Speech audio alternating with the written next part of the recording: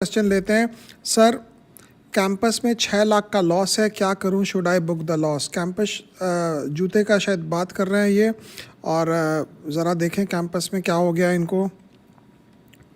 Campus active where 6,600 crore का market cap, almost ऊपर से 45% स्टॉक डाउन है। तो 45% स्टॉक डाउन होता है, नॉर्मली हम बोलते हैं कि 40-50% स्टॉक गिर गया, आप यार ले सकते हो, लेने में कोई हर्ज नहीं है, क्योंकि कुछ कुछ स्टॉक होते हैं 40-50% से ज़्यादा गिरते नहीं हैं। लेकिन ये स्टॉक जो है 40% गिरने के बाद भी 80 के पी पर यह स्टॉक है। इसका डेट भी थोड़ा ज़्यादा नहीं है कोई ख़ास, लेकिन पूरा टॉप लाइन ग्रोथ गायब है इसका। क्वार्टरली अगर आप देखेंगे तो टॉप लाइन ग्रोथ फ्लैटिश आ गया। अब फ्लैट टॉप लाइन ग्रोथ के बाद आप इसके बारे में क्या बोलेंगे? लेकिन ये सारे इसके भाई भतीजा जितना है इसका जो खानदान है जूतों का, तो ये जूतों का खानदान में अगर आप मेट्रो को देखेंगे तो वो भी 100 के पी पर है, रिलैक्सो भी 90-100 के पी पर है। आप साथ में बाटा को लगाएं तो बाटा भी 60 के पी पर है। बाटा तो खैर इसके बड़े ताऊजी का बेटा है, बड़ा बेटा, वो थोड़ा उम्र बड़ी है बाटा की, वो भी वो हाल है। ये अपने खुद 80 के पी पर है। खादिम आदिम सबका एक ही हाल है। लेकिन ये सब स्टॉक्स के साथ आपको सबसे बड़ी बीमारी ये होती है कि आपको पता ही नहीं चलता है ऊपर से कब छोड़ देता है ये। तो मुझे लगता है कि जूतों का बाज़ार जो है अभी बड़ा ठंडा पड़ रहा है, क्योंकि जूतों के बाज़ार में अभी कोई जूता लेने वाला नहीं है, सब जूता देने वाले हैं, जो मुझे लगता है ये पीछे हो गया। लेकिन ये सोचना पड़ेगा कि कंज्यूमर के हाथ में पैसा नहीं है। डिस्क्रिशनरी स्पेंडिंग में आदमी बोलता है अरे यार जूता अभी तो चलेगा, अभी 6 महीना और चलाते हैं, बाद में ख़रीद लेंगे।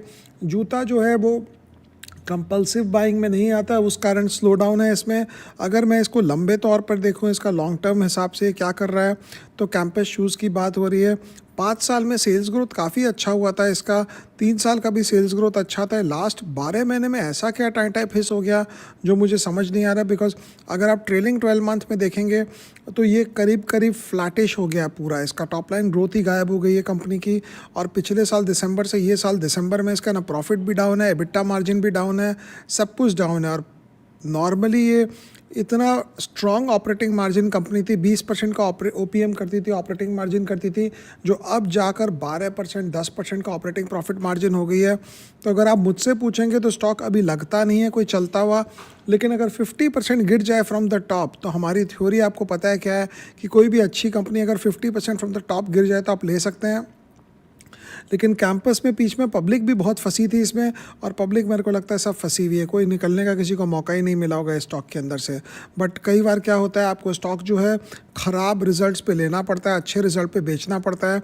बाइंग इनकी चल रही है थोड़ी बहुत, एक दो बड़े बड़े इंस्टीट्यूशंस की, बट बियॉन्ड दैट इसमें मुझे लगता नहीं और कुछ खास है। तो आपको ये ज़रूर देखना पड़ेगा कि ऐसे जो स्टॉक्स होते हैं जहाँ पे आप कुछ भी कर लें, जितना भी आप दिमाग लगा लें, जब तक उसका रिजल्ट नहीं आएगा उसको चलना मुश्किल होगा। नेक्स्ट क्वेश्चन लेते हैं अनुराग।